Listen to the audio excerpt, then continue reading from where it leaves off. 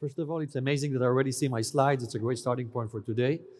And I have a tough competition because the guy before me actually did an amazing job without the slides, but I have one story that I will tell you which is different than him, which is actually how you make fucking money from your software, okay?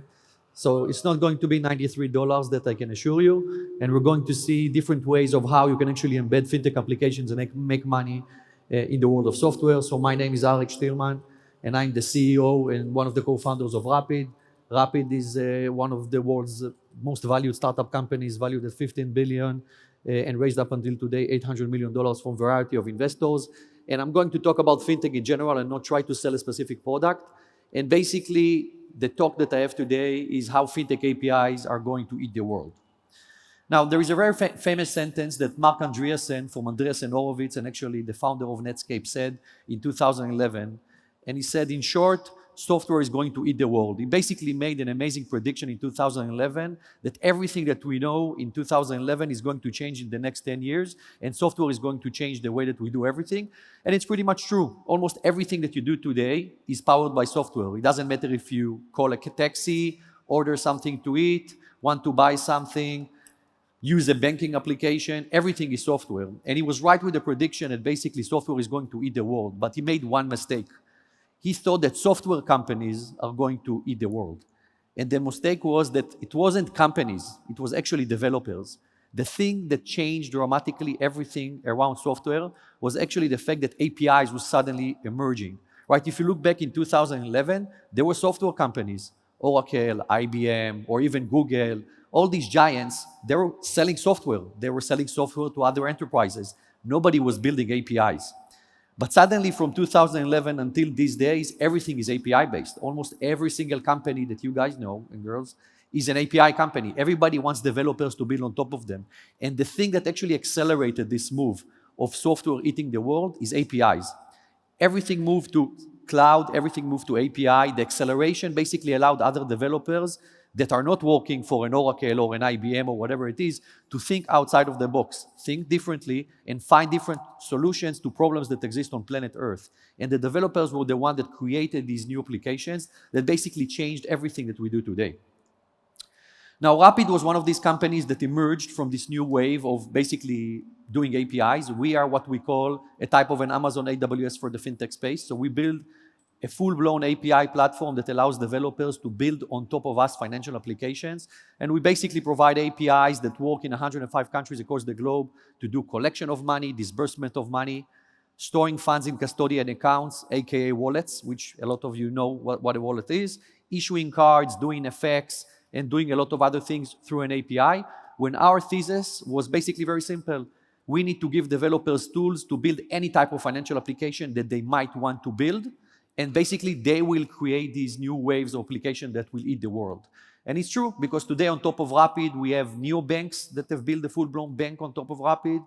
We have companies that have built a huge e-commerce business, companies that build payroll applications, and endless other number of use cases that are built on top of our platform. Now, our company started with 2016, and in the beginning, we actually wanted to do something else, and I will talk in a couple of minutes what exactly we wanted to do. But since we switched to becoming an API company, basically everything that we know about ourselves changed dramatically. So up until we defined ourselves as an API company, we raised $3 million. After we invented the sentence that it says AWS of FinTech, we raised another $767 million into the company. So that was pretty much the shift also in the mindset of investors between I want to build a consumer application or an enterprise application versus I want to be an API company.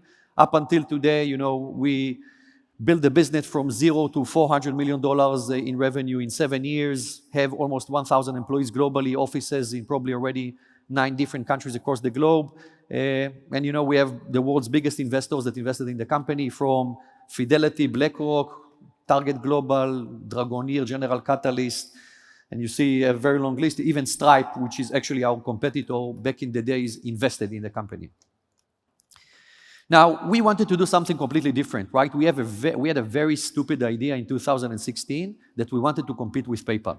right? It was, back then it looked amazing. Myself and one of our head engineers that actually still sits here in the table, in the seat in front of me, we had this idea of, okay, we're going to build this application that is called CashDash, and we're going to compete with PayPal by building this consumer-facing wallet that is not built on Visa and MasterCard rails, but is actually built on what we call alternative payment rails, banking applications and stuff like this. And this new app is going to change the world. We're going to build it through the entire world, and it's going to change everything that people know about payments. And it was basically 2016 was the best time for Uber. Everybody wanted to become the Uber of something. I don't know if you remember the headlines. Everybody was, this is the Uber of dog walking, this is the Uber of banking, this is the Uber of whatever it is. And we also wanted to be the Uber of money with this stupid idea of basically becoming this mobile application. But what we didn't know is that we don't know anything about finance, right? We were engineers, cloud computing guys, with a successful business that exited before. And then we went into the world of payments, and we stumbled into every single shit show that exists on planet Earth when you deal with banks or financial institutions, right? When you're a developer, you think, oh, fuck the bank, I will build this API, I will do this. No, you can't do anything. At the end of the day, there is always a clerk that sits behind the desk that has a fucking fax machine, and he will tell you what you can do and what you can't. So we stumbled into every problem that is possible by trying to build this application. We needed to get regulated. We didn't know what it means. We needed to get a compliance officer. We didn't even know what compliance means. Nobody was willing to open a bank account for the company. So we started a company. The name of the company was CashDash. We went to the bank to open a bank account. The bank said, we cannot open a bank account for you. I said, what do you want to, why not? I said, you have in your word of the company name, the word cash, which means you're doing money laundering. I said, what the fuck are you talking about? It's the name of the app. Nobody was willing to bank us. And then we stumbled into another problem, and nobody was willing to do foreign exchange for us, and nobody was willing to do card issuing for us. And we went through this uphill battle for a year and a half trying to build this application. We actually built it. We launched it in the UK. And then like a year and a half after we launched it, and we spent basically every single energy that we had in our body in doing things that are not the core of our business. Dealing with regulators, with banks, compliance officers, fax machines, and a lot of other things. We looked at each other and said, listen, it doesn't make sense. How can it be that in 2017, back then, there are no platforms in fintech? Every single company had to build this huge infrastructure from scratch, and it looked to us like building a data center. If you look at yourself today, there is no way you're going to buy a server and put it inside a rack and connect the server and start using it, right? You're going to AWS, you're going to Google Compute Cloud, you're going to Azure. But back then in 2017, that was the equivalent of what people had to do in order to build financial applications. They had to build this huge infrastructure, beg for banks to bank them, do this compliance, KYC, KYB, all these crazy words that engineers don't want to deal with.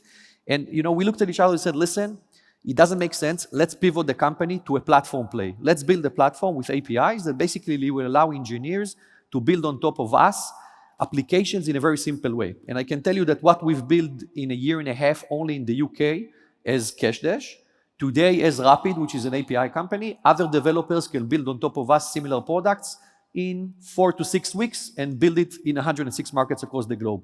That's the difference in scale, right? That is a huge, huge, huge difference, especially when you want to build what you actually want to build and not shit that the bank wants you to build. Now we're standing in front of a new era which we call Fintech-powered super app API revolution, right? Today you see a lot of stuff about Fintech, when you hear about the Fintech revolution, there are a lot of apps that suddenly offer you issue a virtual card and start using our card, do a payment with our application, Samsung Pay, Apple Pay, Google Pay, Amazon Pay, you have Revolut, you have a zillion other things. Everything emerges as a type of an app that wants to basically take you as a hostage inside the app and start using financial applications that are offered not by your bank. And this is a new era that we call the Fintech-powered super app. Now, what the fuck is Fintech, right? People always talk about Fintech, and there is this sentence everywhere, Fintech investments and Fintech investors and Fintech companies, but Fintech is a lot of things, right? And I think this slide does an amazing job in actually explaining what Fintech is, because Fintech can be lending companies. Fintech can be a neobank. Fintech can be somebody that does currency exchange. Fintech can be investment companies. Fintech can be a retail bank like a Revolut. And Fintech can be payments. And there are a lot of other things that can be around Fintech. Even, for example, you can say insurance companies are Fintech, the new age. And what is a super app, right? There is also this word that is running around the market, a super app. And basically, if you just take one part of fintech, for example, I will drill down for a second into payments. This is an evolution of payments between 1999 to 2022, as you know it. In 1999, payments was a very bad experience. You would have been redirected to this page where you need to put your credit card or debit card number, and maybe the payment will go through and maybe it won't. There was a second wave of this evolution. It was what we call the fintech APIs, that provides you APIs to do a much slicker and embedded checkout experience, that you don't need to be redirected. You actually get to a very slick experience. You can put your card on file, and then there will be subscription-based payments. And now in 2022, we're already in an era of embedded fintech, that suddenly you have Apple Pay, you have Google Pay, you have Amazon Pay, payments inside your browser. You don't even know that you pay. In Uber, for example, you order the cab or the driver, you pay embedded. You don't even know that there was a payment. And this is basically the new era. And super apps are basically apps that are not by definition fintech or payments or finance-related apps, but they're starting to sell to you financial services. If you look for the best example is Alipay and WeChat from actually Asia, that are messaging apps that turned into these huge financial application apps that do payments, lending, banking, everything is embedded. And there are a lot of other good examples that we'll see. Now, the implication of this era is basically that every developer needs to know fintech, right? And there are several important points that fintech, when you integrate it into your software, it becomes much more a personal relationship between you and your client.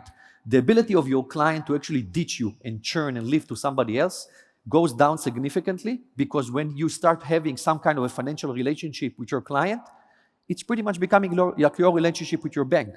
It's not that easy to replace your bank. It's not that easy to replace somebody that provides you financial services. And by basically taking different type of fintech services, that we will take a look at them in a minute, you can create a much more tighter relationship with your clients, gain much better cross-sale and upsell opportunities, and generate significant revenue streams. Because in the past, people looked at fintech or at payments. This is an expense. I need to pay somebody 2% for every payment that is done, because that's the business. But if you reverse this equation, and you actually start embedding inside your own application, fintech applications, you can make money, because you're the fintech. You can be the one that is charging the 2%, 1%, 5%, depending what your business is, and start generating new revenue streams.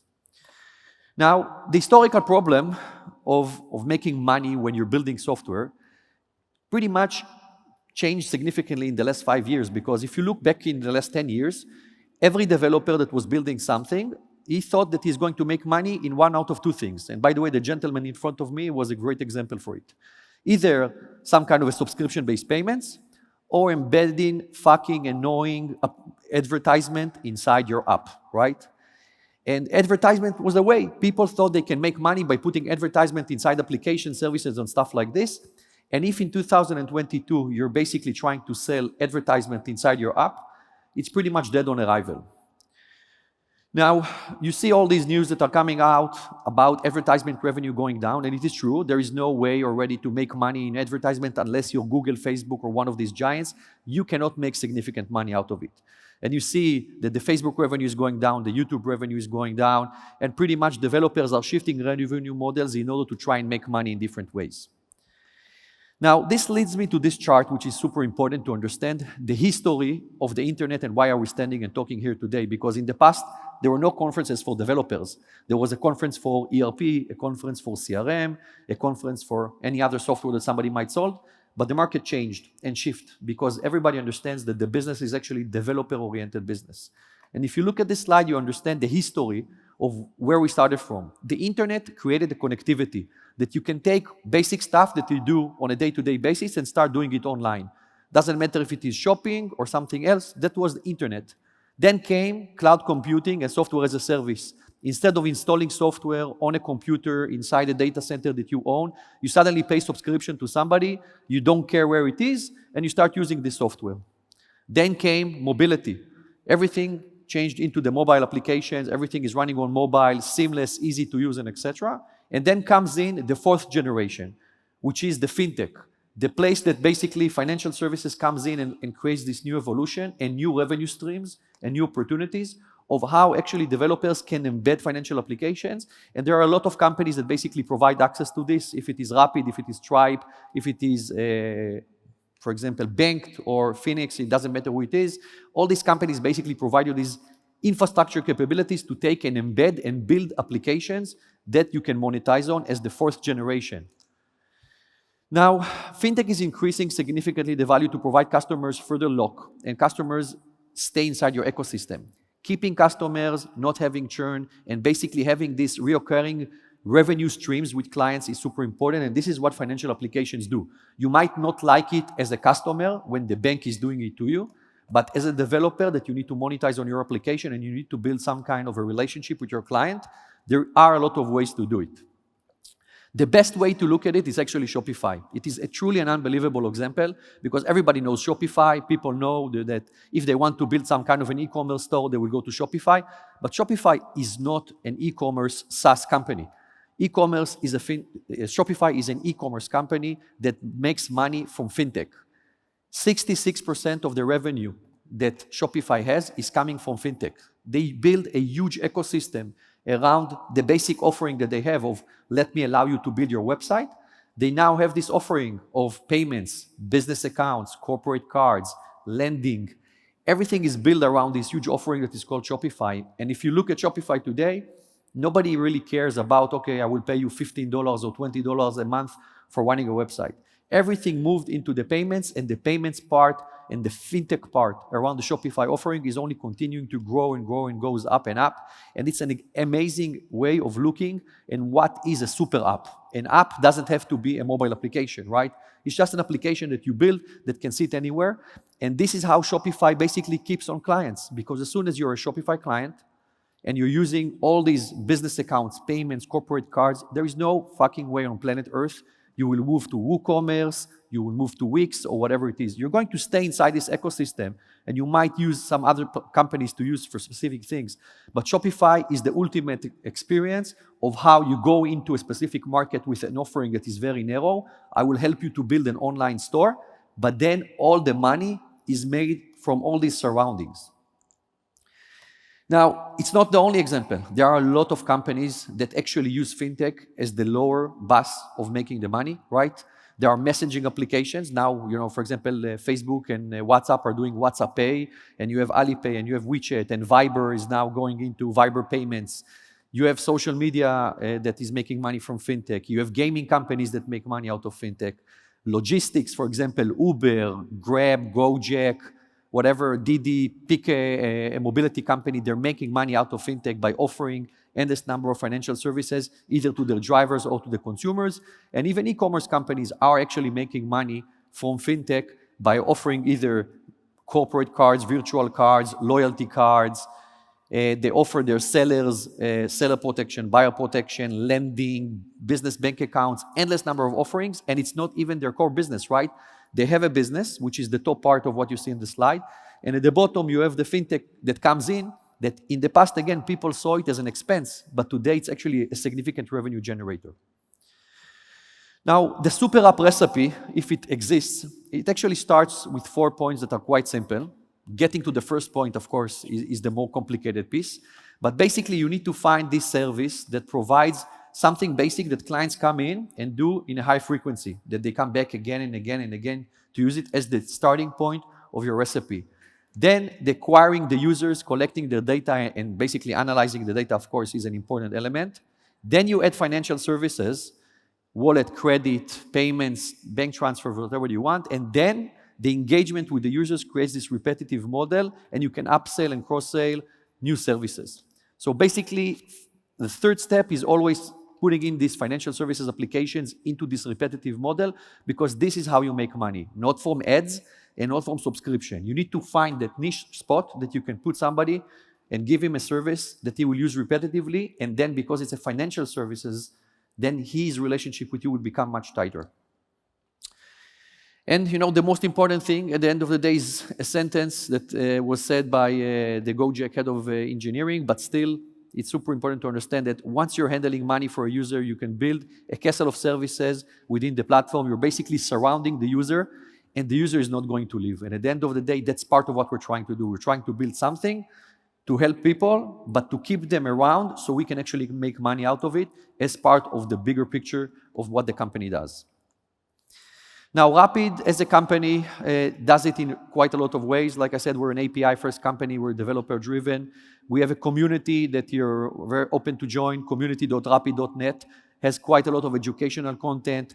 We have quite a lot of fintech courses, and we even run significant hackathons. We have currently a big hackathon that is running in parallel to this discussion that is called Hack the Galaxy, where the winner is actually sent on a spaceship in 2024 to space, and it's not a joke. We're actually doing it. We bought 8 tickets on the Elon Musk spaceship that goes out in 2024, and I urge you to go and participate in this hackathon because it has some amazing prizes around it.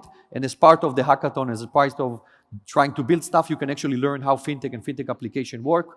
We also have a booth outside with quite a lot of our engineers that came in from Tel Aviv that can teach you a thing or two about fintech if you have an interest.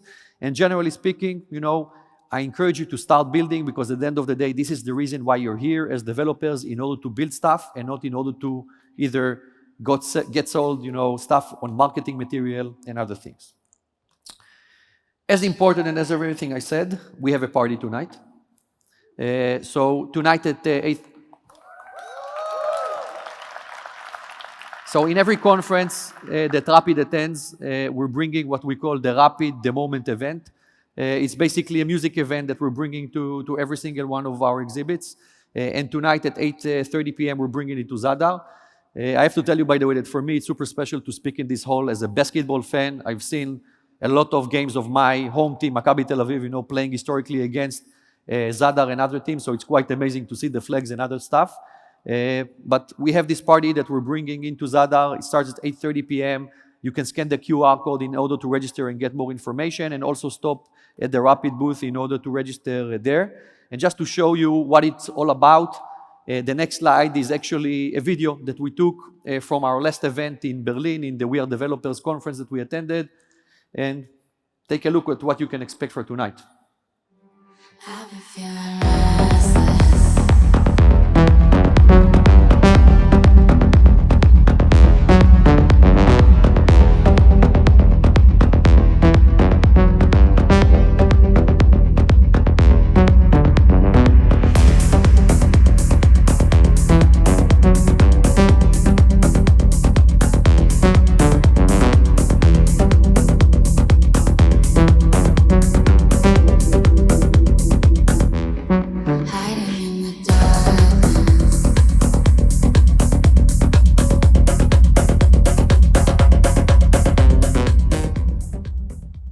Thank you very much, everybody, and see you in the exhibit hall and later tonight.